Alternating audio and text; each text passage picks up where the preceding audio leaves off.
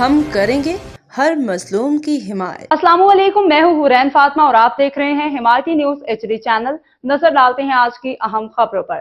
روزنامہ حمایتی news report احمدین حمایتی بینس colony کا خستہ حال سڑکیں اور صفائی کی ناقص صورتحال، عوام شدید اذیت کا شکار۔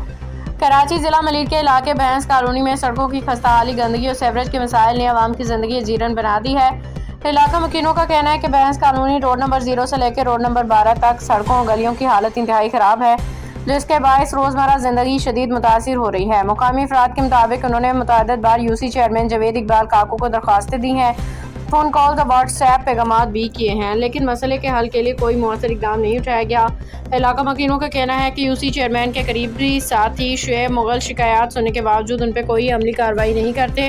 عوام کا مزید کہنا ہے کہ UC چیئرمین جاوید اقبال کاکو اپنی ذاتی کاروبار میں مصروف دکھائی دیتے ہیں، جبکہ عوامی مسائل حل کرنے کے لیے ان کے پاس وقت نہیں۔ مقامی لوگوں کا الزام ہے کہ وہ زیادہ تر وقت دوستوں کے ساتھ ریسٹورانٹس، مختلف تقریبات میں گزار دیتے ہیں۔ دوسری جانب ٹرم چیئرمین نذیر احمد بھٹو کی جانب سے بھی ڈیری فارمرز اور علاقہ مکینوں کو ترقی اور سہولیات کی سنہری خواب دکھائے گئے تھے، تاہم اب تک عملی طور پہ کوئی نمایاں کام نظر نہیں آ رہا ہے۔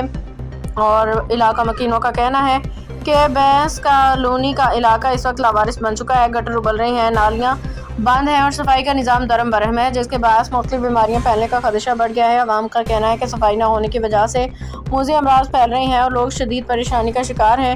رات گئے پیش آنے والا واقعہ صورتحال کی سنگینی ظاہر کرتا ہے۔ مقامی لوگوں کے مطابق ایک فیملی کی کار سڑک کی خراب حالت اور کھلے نالے کے باعث نالے میں پھنس گئی، جس میں شہری نامی شخص اپنی فیملی کے ہمراہ موجود تھا۔ واقعے کے بعد پوری فیملی شدید پریشانی میں مبتلا رہی۔ علاقہ مکینوں کا کہنا ہے کہ اس واقعے کی ویڈیو بھی موجود ہے، جس میں سڑکوں اور نالوں کی خراب حالت واضح طور پہ دیکھی جا سکتی ہے۔ مقامی افراد نے مزید کہا کہ ملک بھر میں پہلے غربت کی شرح 17% سے تجاوز کر چکی ہے اور ایسے حالات میں کسان اور عام شہری مزید مشکلات کا سامنا کر رہے ہیں۔